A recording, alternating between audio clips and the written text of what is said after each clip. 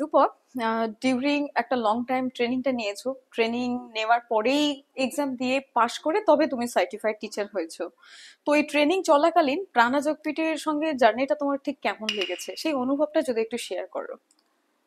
First of all বলবো আমার ক্লাসের দিক থেকে একদম মানে আহ, সবকিছু একদম পুরো নর্মালি ছিল। কোনো মানে প্রথম থেকে আমার যে মানে একটা নার্ভাসনেস ছিল, যেটা আমি কি ক্লাস করব, কি করব, কি না পড়বো, সেই দিক থেকে আমার সম্পূর্ণ সব ক্লিয়ারিটি হয়ে গেছে এখানে এসে, যে আপনার মতন একজন ম্যামকে পেয়ে সবকিছু একদম অসাধারণ। মানে বুঝতে অসুবিধা হয়নি, বা পড়াগুলো তুমি বলছো যে বুঝতে পেরেছো? হ্যাঁ, হ্যাঁ, একদম মোটামুটি ট্রেনিংটা তোমার ভালো লেগেছে? একদম খুব ভালো লেগেছে।